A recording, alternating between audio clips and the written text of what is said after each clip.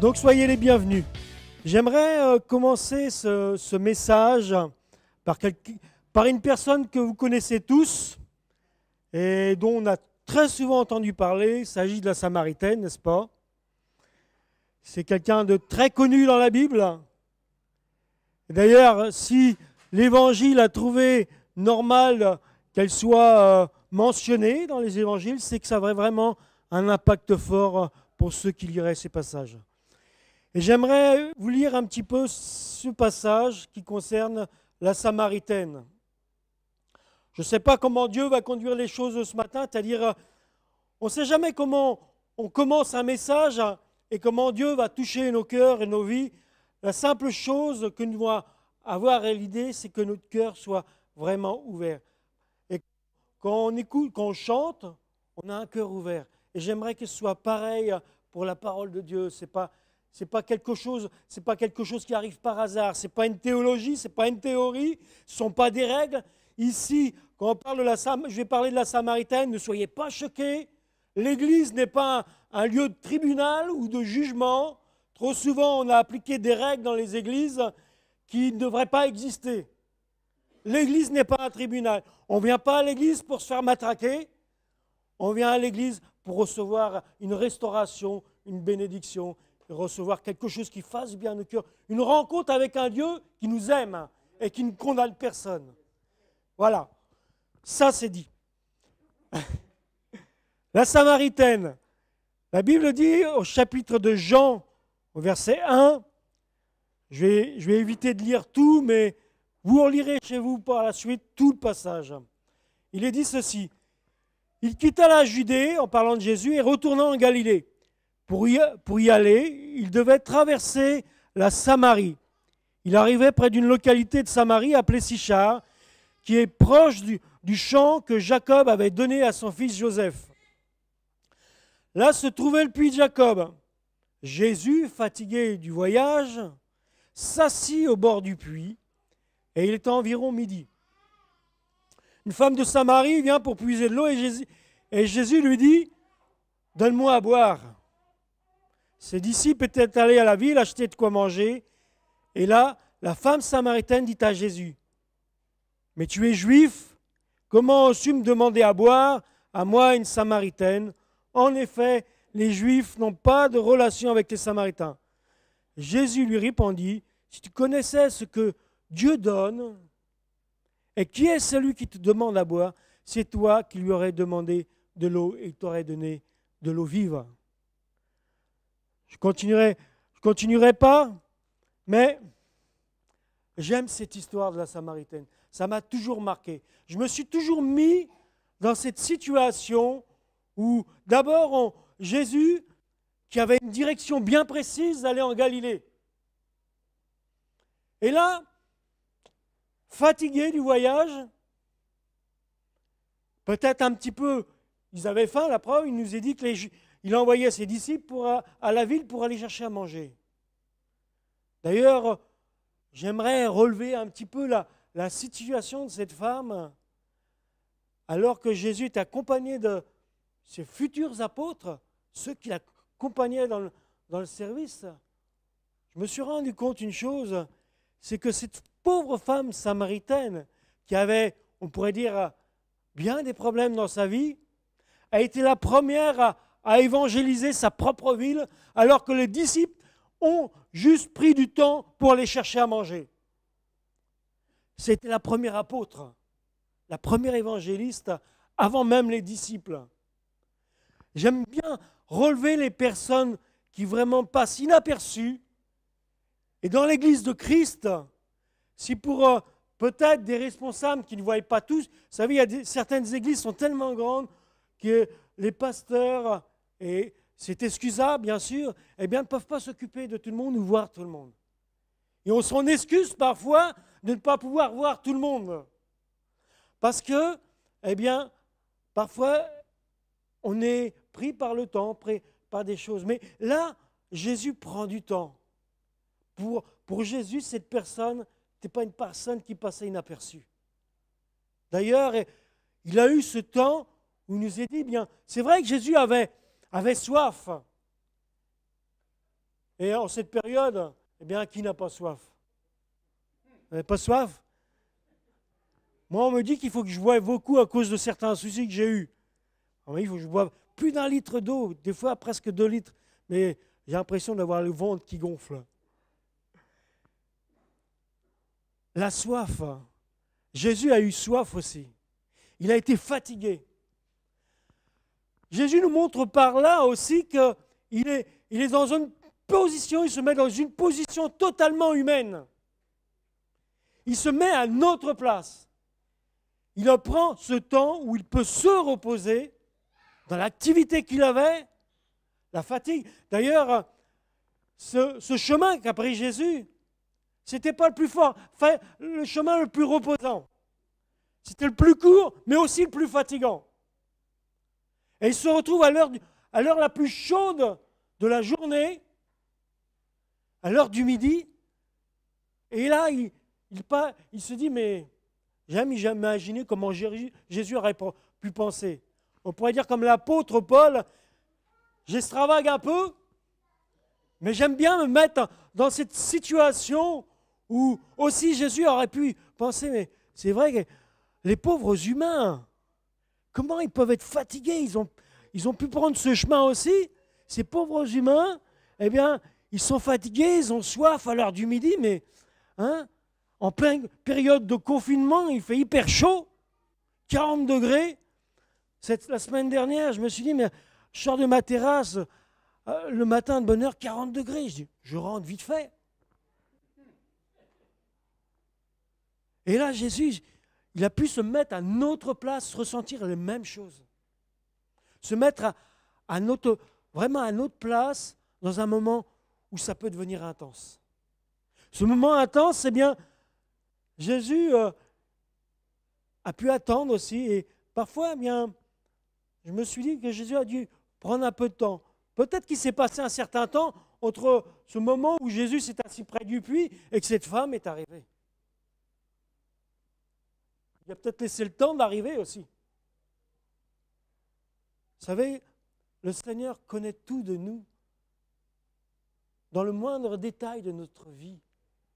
Chaque secret de notre cœur, il le connaît. Rien, la Bible dit que rien ne peut passer inaperçu aux yeux du Seigneur. Il n'y a rien de secret dans notre cœur. Mon ado à moi, il me dirait n'importe quoi. Vous savez, je pense souvent à lui. Je dis, parfois il m'embobine, il m'enfume. Il me dit des trucs. Mais il dit, mais... Et je crois ça, je crois ce qu'il me dit parfois. Et après réflexion, je dis, il m'a quand même bien eu. Hein, les ados, les jeunes. Et parfois les adultes aussi. Ils enfument les ados. Ils essayent de leur mettre une carotte. Tiens, si tu fais ça, voilà. Et parfois même les adultes vis-à-vis de Dieu, ils disent, Seigneur, si je fais ça, tu me donnes ça. Ben non. Seigneur sait ces choses. Il nous laisse le temps de la réflexion. Il nous laisse le temps de réaliser que, eh bien, même si tu as l'impression de cacher, vous savez, quand on vient à l'église, c'est formidable. On a un super beau sourire. Là, forcément, je ne vois pas si vous souriez ou si vous faites la tête. Ou parfois, si on se sent gêné, tiens, avec les yeux, des fois, on dit, celle-là, cette personne a l'impression d'être gênée par ce que j'ai dit. Et une autre personne dit, elle a le sourire. Mais Jésus voit derrière le masque. Et parfois, Jésus nous laisse ce temps de réflexion et de réaliser comment nous sommes. Quand on est à l'église, on a un beau sourire. Et quand on rentre chez soi, waouh, ça peut être plus compliqué, n'est-ce pas? Le sourire parfois descend. On se dispute avec notre conjoint, notre femme, sauf Francis, qui est un homme presque parfait. Mais ça, je laisse son épouse voir les choses ensemble. Nous avons tous les mêmes soucis dans ce domaine-là. Alors je reviendrai donc à ma chère Madame la Samaritaine, où Jésus va vraiment prendre le temps qu'il faudra pour parler avec elle. Cette femme n'est pas là non plus par hasard. Elle a choisi ce temps, vraiment, ce temps du midi, où là, eh bien, ils sont tous planqués chez soi parce qu'il fait très chaud. Vous voyez, il y a des périodes comme ça, quand il fait très chaud, vous ne voyez plus personne dans les rues. Alors c'est vrai que vous êtes tranquille pour vous promener. Mais là, c'était pareil. Cette femme samaritaine a choisi son temps, le temps où elle ne pouvait pas rencontrer personne, où personne ne pouvait lui, je dirais, radoter, raconter des histoires sur sa vie. Vous savez, c'était une vie difficile, cette pauvre femme. 5 maris. Waouh! Jésus va y rappeler. Alors, la réflexion pour les hommes pourrait se faire. Nous qui n'avons qu'une femme, mais ceux qu'on a 5. Alors, cette femme avait 5 hommes. Elle ne savait pas, avant, au premier homme, elle ne devait pas se douter que ça allait aller si loin. Ne jette pas la pierre à cette situation. C'est tellement compliqué dans les vies de couple, dans les vies de partenaires. Et c'est vrai que, mes femmes, on ne vous en veut pas d'être comme vous êtes. C'est pour ça, soyez indulgents avec vos maris qui ne comprennent pas toujours la situation. Parce que vraiment, comme récemment j'ai entendu, c'est vrai, les femmes, il est dit qu'elles ont 2 cerveaux. Fortiche, hein? C'est pour ça qu'elles sont parfois plus fatiguées. Ça les travaille davantage. Et Dieu a fait grâce à l'homme. Il lui a donné qu'un cerveau pour être plus, je dirais, dans la tranquillité, le repos, la paix.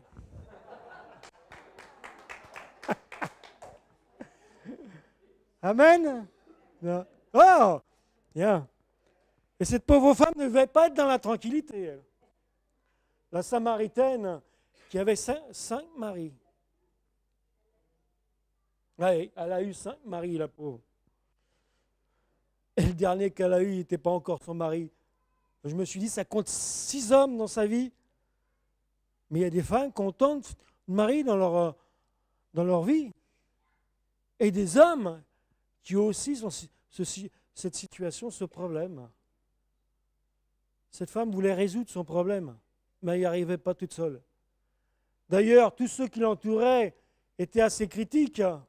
À mon avis, j'imagine vraiment la situation de cette pauvre femme qui, à peine mettait un pied dehors, eh bien, se faisait regarder étrangement. Cette femme qui était critiquée parce qu'elle avait plusieurs maris. Et peut-être même dans la ville, il y avait des hommes qui étaient même jaloux à la limite, parce qu'il n'avait qu'une femme. C'est vrai. Il y a des gens comme ça qui sont jaloux d'une situation qu'ils voudraient bien avoir aussi. Mais ils voient que le côté humain de ces choses, pas le poids que ça peut apporter sur une vie. On ne sait pas comment c'est arrivé. Je ne sais pas si cette femme, le premier mari, peut-être ce premier mari, eh bien, la battait. Peut-être elle était dans un conflit avec son premier mari. Et elle a espéré que le deuxième serait meilleur. Elle s'est plantée. Hein. J'avoue que cette situation est un peu relou, vous ne trouvez pas? C'est un peu compliqué quand même. Et peut-être ce deuxième homme, peut-être qu'il n'était pas non plus à sa place. Et elle espérait que le troisième était meilleur. On espère toujours avoir mieux. Et les femmes, parfois, elles aimeraient bien trouver un meilleur mari. Un mari presque plus que parfait. Hein? Elle regarde, oh, celui-là, franchement, il est bien. Il fait le ménage, il lave la vaisselle, il va faire les courses, il fait tout. Et moi, mon mari, il va dans le jardin, récolte des patates, il fait un peu de bricolage, il fait la sieste parce qu'il est fatigué. Et on espère toujours voir ailleurs ce qui est meilleur chez soi. Mais rassurez-vous les frères, hein, on espère aussi, parfois, humainement. On ne se l'avoue pas, mais parfois c'est juste. C'est pour ça que Dieu a mis une femme à côté de nous, comme Adam et Ève. Il a trouvé qu'Adam était trop tout seul. Et que son caractère a peut-être ça allait mal se passer, parce qu'un homme tout seul, il ne vit pas les mêmes choses qu'un homme marié. Il faut une épouse à côté de lui parfois pour leur mettre dans le droit chemin. Je ne vous raconte pas combien de fois ma femme a dû le faire. Elle le fait encore.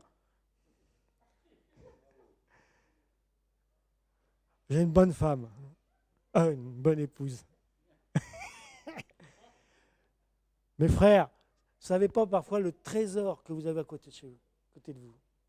Allez pas voir ailleurs. Ce n'est pas nécessaire. Ailleurs, c'est pire. Et mes sœurs, vous ne savez pas le trésor que vous avez à côté de vous. Si vos maris n'étaient pas là, qu'est-ce que vous pourriez vous ennuyer? Je ne sais pas, moi. Hein?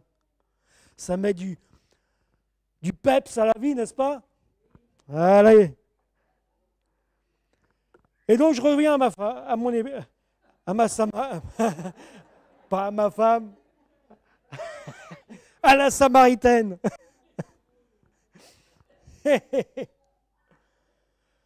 Cette femme, et le sujet de mon message, c'était avant tout, as-tu encore soif? J'ai réalisé pendant ce temps de confinement, ça pouvait être difficile pour chacun d'entre nous, et nous pouvions aussi avoir l'occasion de nous dessécher moralement et spirituellement. Ça a été difficile pour certaines églises de retrouver leurs membres. Il faut dire les choses. Ça a été très difficile. Et on se rend compte, et je me suis rendu compte, qu'il y a des personnes qui se sont laissées aller. Laissées, je dirais, aller dans le confort aussi. Ce n'est pas seulement de la peur. Certains ont caché leur confort pour ne pas venir par-delà la peur. Mais nous ne sommes pas comme le monde, n'est-ce pas? Et le confort peut apporter une certaine sécheresse dans notre vie chrétienne. Ou le besoin de retrouver cette relation, je dirais, spirituelle, mais aussi humaine, eh bien, c'est un besoin vital pour chacun d'entre nous. Vivre en communauté, ça a aussi son importance. Hein, quand vous allez sur la plage de Dieppe, vous voyez tous ces galets arrondis. Ce n'est pas un galet tout seul sur la plage qui a pu s'arrondir. Il a fallu qu'il soit plusieurs. C'est à force de frottement que notre vie chrétienne va s'étoffer. Et va prendre aussi de la vie. Cette femme samaritaine a aussi été dans cette position aussi de sécheresse. Non seulement elle est sortie à l'heure la plus chaude, mais sa vie elle-même, spirituelle, humaine, naturelle, morale, était dans une profonde sécheresse. Et elle a pu se poser 36 questions. Pourquoi suis-je dans cet état?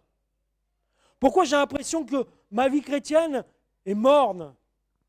Ou ma vie morale, ma vie de couple, ma vie de famille n'a pas ce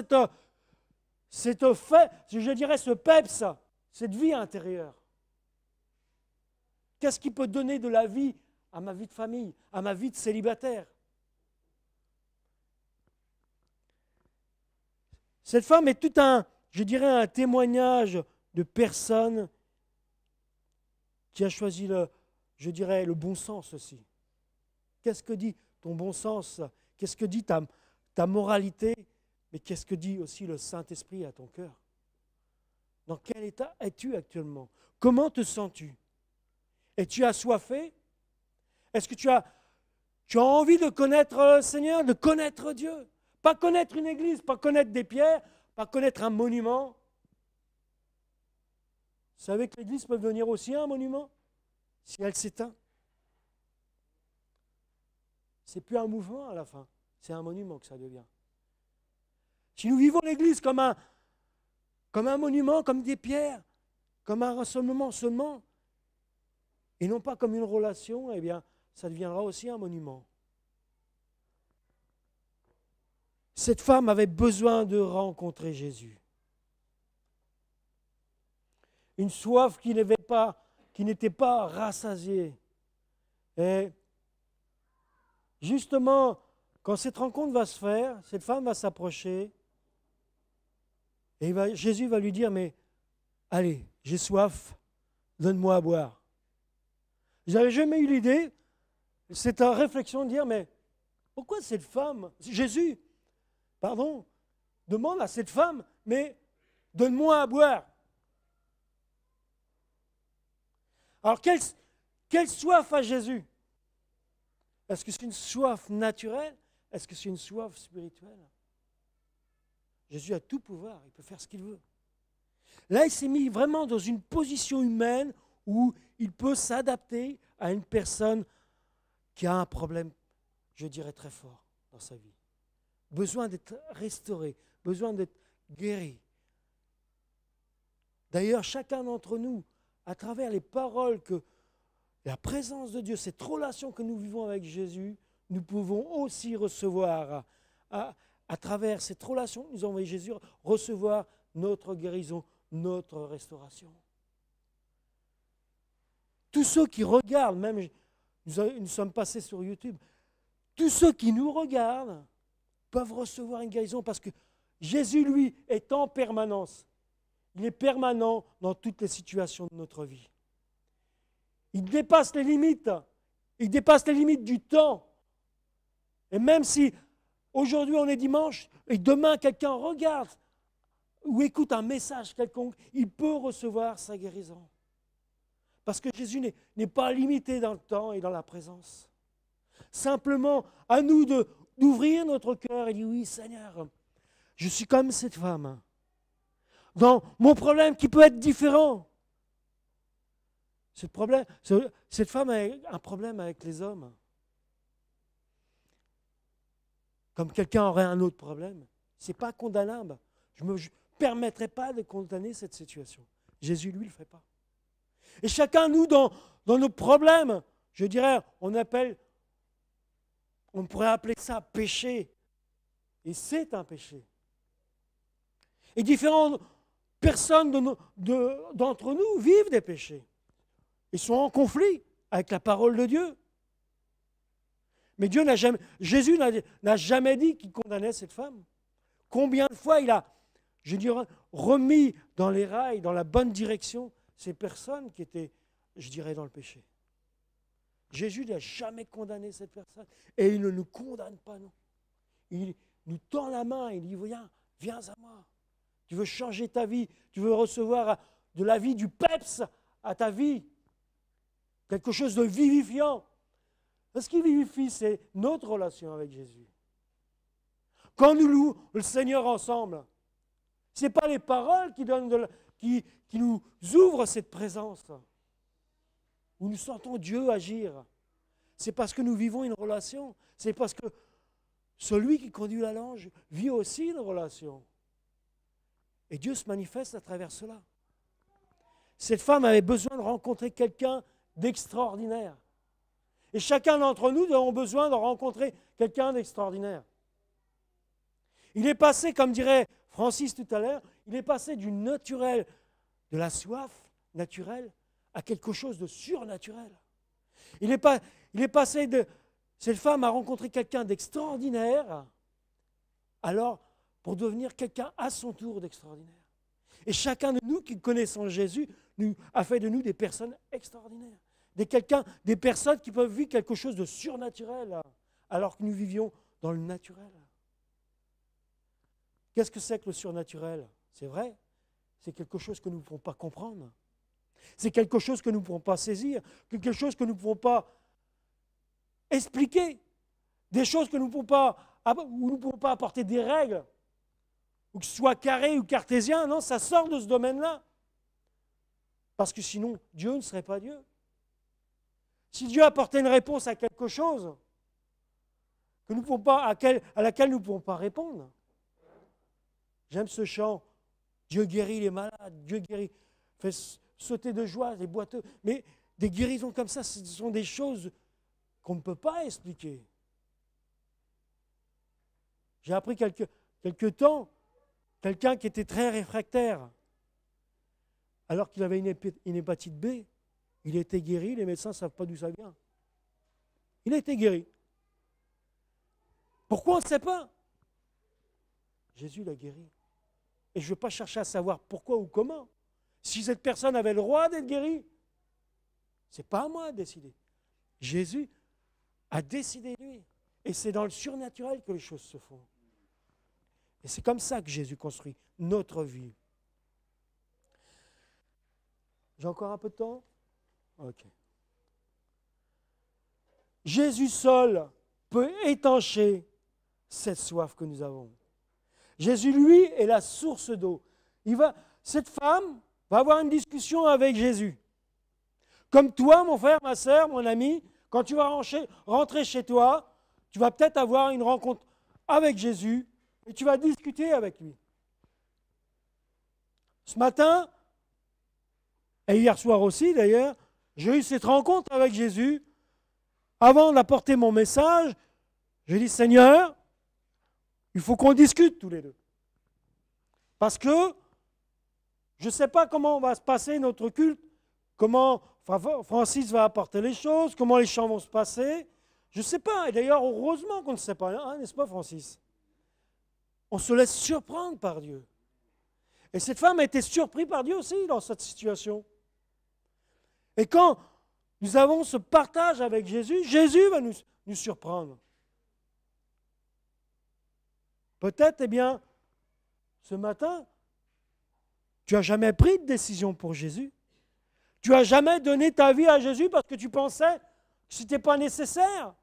Que peut-être que c'était un Dieu lointain comme ça, qui se promenait au-dessus des nuages, de temps en temps qu'il envoyait un petit peu de pluie, et qu'il fallait être super bon, ou super chrétien, ou super parfait, ou super spirituel, ou baptisé d'eau, baptisé du Saint-Esprit, pour intéresser Jésus. Non. Jésus, quoi que tu aies fait, il s'intéresse à ta vie. Pas pour, je dirais, te dominer. Pas pour voler ta vie ou en faire ce qu'il voudra. Jésus nous donne toujours le choix dans notre vie. Mais pour t'apporter quelque chose que tu n'as jamais reçu. Avant que je découvre Christ, ma vie était morne. D'ailleurs, je prenais un chemin qui était plutôt pas terrible. Quand j'ai ouvert mon cœur à Jésus, les choses ont été différentes. À 17 ans, j'ai rencontré l'amour du Père. J'ai rencontré l'amour du Père, de mon Père céleste. Et ce n'est pas quelqu'un comme ça qui est palpable. C'est quelqu'un qui vient à ta rencontre et qui dit, voilà, je veux te faire du bien. Je veux changer ta vie. Je veux changer ton cœur. Tu es triste.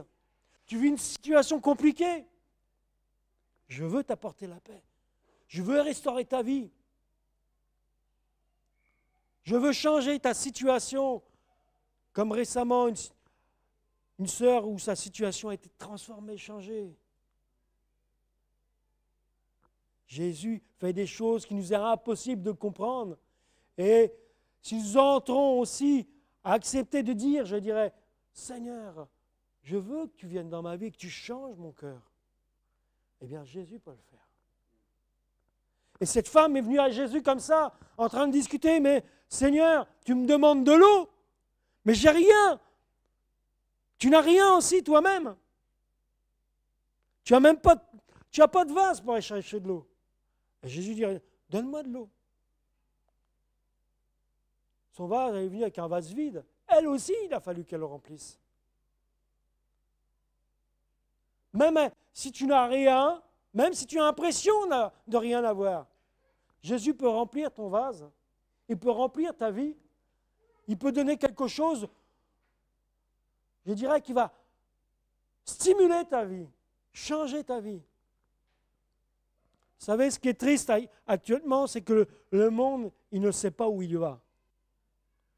Il prend toutes sortes de directions, il essaye tout. Les gens âgés ne savent pas où ils en sont. Les moins âgés ont l'impression qu'ils vont comme je te pousse. Les plus jeunes, ils essayent tout et rien en même temps. Et ils ne savent pas non plus. Les enfants, parfois, sont un petit peu perturbés par la situation des adultes. Ça, c'est le monde. C'est la direction qu'il a choisi de prendre. Et c'est je dirais, c'est comme ça de toute génération. Sans Dieu, c'est comme si tu avais un bateau, eh bien, qui n'a aucune direction. Personne à l'intérieur. Personne. C'est comme si tu rentrais, tu mettais ta voiture en route et tu la laisses partir. Une voiture qui roule tout seul. Elle ne sait pas où elle va. C'est comme ça que notre vie est faite, sans Dieu. Mais Dieu, lui, est venu pour stimuler ta vie et te donner une nouvelle direction. Rétablir ton couple, rétablir ta vie de famille, restaurer tes enfants. Il est venu comme ça pour cette femme et il a voulu discuter avec elle et prendre du temps. J'irai plus loin par la suite, pas maintenant. Je garde la suite pour plus tard. Mais ce mot, vous savez, les gens qui aiment le Coca-Cola, je sais pas, le Pepsi, moi j'aime bien le Perrier, je dirais pas les marques parce que, mais j'aime bien ce qui a des bulles, ce qui fait remuer à l'intérieur. Moi qui ne suis pas un grand traducteur de langue ou qui parle facilement l'anglais à part quelques mots, où on essaye de faire parler anglais, mais c'est très difficile. Savez-vous le mot peps en anglais? Eh bien, vient de l'anglais pepper. C'est ça? Pepper. C'est ça? Wow, Peps vient du mot anglais pepper. Ça vous fait rire? Dites pepper avec moi. Ah, je ne me sens pas tout seul comme ça. Je dirais, qui désigne le poivre que nous avons dans notre cuisine. Qui a rapport avec le poivre. Les cuisiniers, ils aiment bien mettre du poivre, n'est-ce pas, Francis? Mettre du poivre dans la nourriture, quelque chose qui pique. Moi, j'aime bien tout ce qui est un peu piquant, hein? Tout ce qui est un peu relevé. C'est ce que Dieu veut mettre dans notre vie pour qu'elle change. Quelque chose qui se relève, qui relève un petit peu notre vie, qui donne je dirais, un petit peu de piquant à notre vie. Du peps à notre vie, qui vient vivifier. Si tu savais le don de Dieu, te dira-t-il à cette femme. Et j'aimerais terminer par ça. Jésus dit bien, relisez ce passage de Jean, chapitre 1, 4, verset 1. Il faut toujours une femme pour nous reprendre, n'est-ce pas? Je ne sais pas. Ah bon. Et il dira, mais celui qui boira de l'eau que je lui donnerai n'aura plus jamais soif. On pourrait dire, eh bien, la balle, mes frères, mes amis, mes frères et sœurs, la balle est dans votre camp. C'est votre choix. C'est vous qui choisissez. Qu'est-ce que vous voulez faire?